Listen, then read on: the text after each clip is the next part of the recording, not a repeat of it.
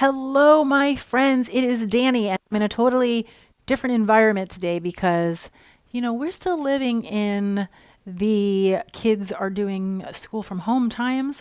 So we've got a lot going on in different corners of the house. So I decided to just do this food for thought video in my coaching station. So when I work with one-on-one clients, this is where I sit. When I'm working on my digital weight loss course, this is where I sit to chat. So I said, I'm just going to share my YouTube video with you all this way this week as well. And what I wanted to talk about is overeating. Four main reasons why we overeat. And I'm going to tell you right now, my dear friends, it is not what most people think, right? Most people think that we're overeating because we don't have enough willpower, we don't have enough discipline, and or there's so much restriction and deprivation that we just can't handle it, right? But I have really found in my own journey and with the people that I work with that overeating really is not about any of those things, and it boils down to the four things I am about to speak about. So the first reason that a lot of people will overeat is because they are so used to eating according to a plan or a diet or a clock that they literally are out of habit with listening to internal signals, right? Hunger cues from the body. We are so used to looking outside of ourselves to tell us when to eat that we're just eating because it's breakfast time or it's lunchtime or because our friends are eating or because we saw something that looked delicious or because that's what the diet plan told us to do, right? That we aren't even knowing whether we're actually hungry or not. And we're not eating in response to the natural cues that our body is sending us. So that is super common, I find, especially for people who have dieted a lot, because for anybody who's spent a lot of time dieting in your lives, much like I did, we become so reliant on something outside of us to tell us what to do and when to do it and how to do it. We are convinced that there's no way we could know possibly internally how to do this. But remember, all of our bodies actually come with a built-in system, just like the system that tells you when you have to go use the bathroom. It tells you when you're hungry. And if you're thinking, no way, that's not possible, I promise you, you're just out of practice with it. You're just out of practice with touching base with your hunger signals, okay? So that is one reason that people tend to overeat. They're not listening to their internal cues and they're relying on external cues to tell them when to eat or even what to eat. The second reason a lot of people eat too much food is because the food they are eating is extremely low quality, highly processed food, right? So lots of calories, but no nutritional value. Not only does this throw your hormones out of whack, which makes it very difficult to honor your natural hunger cues, but it also leaves the body craving more food because your body is not only looking for energy and calories, your body is looking for nutrients, right? So if you're used to eating very low quality foods or highly processed foods that are nutritionally void, the body will be wanting more. It's going to still be looking for the nutrients that it needs and that it wants. That's why a lot of times if you're somebody who maybe drinks like a big soda or eats a lot of fast food, you may still find yourself feeling hungry even though you've had plenty of calories, right? The body doesn't just want calories and energy. The body wants nutrients. It wants vitamins and minerals and all of the things that makes your body feel good and makes your body thrive. And any of you who have been watching long enough,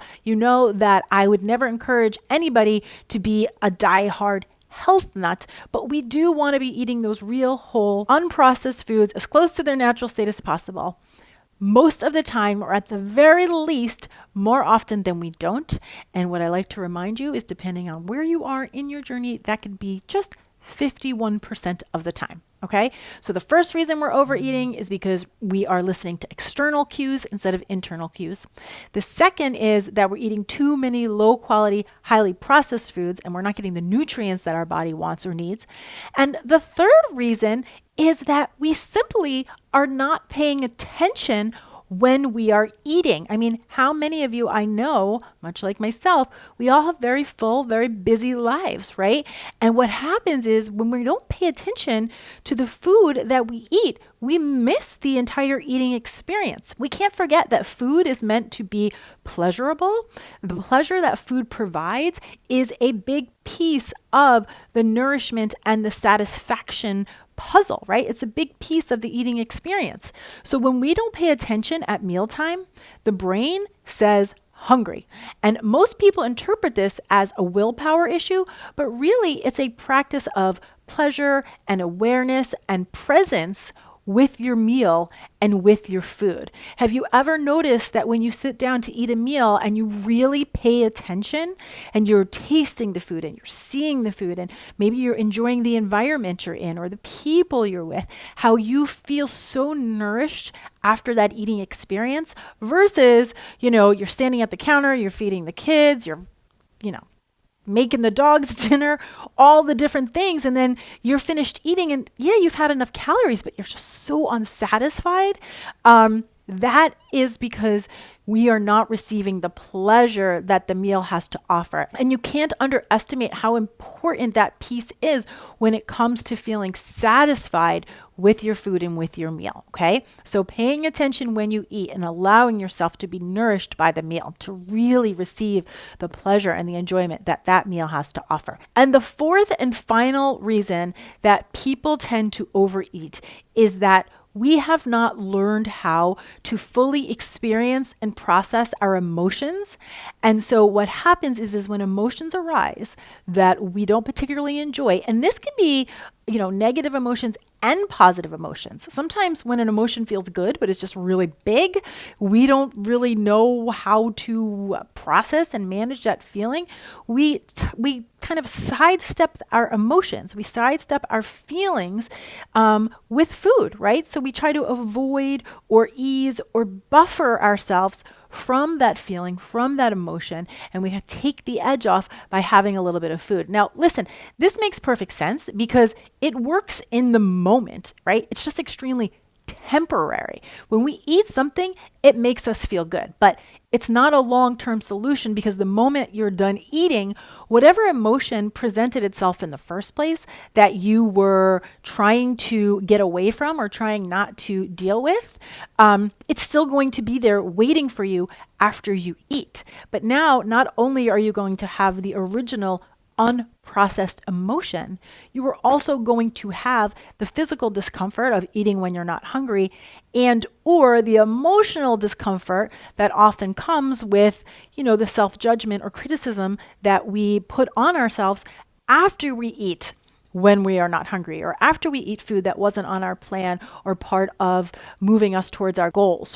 Just when you're eating, that's something that you don't want to be eating and you're not really even enjoying, except for the fact that it's distracting you from some type of emotion that is feeling uncomfortable. And so the better you get at learning how to allow and process your emotions, the less you will need to turn to food to help take the edge off of them because you won't need to avoid them or move away from them in the first place, okay? So as you can see, none of these reasons have anything to do with willpower or discipline or with you being broken or not being able to figure this out, right?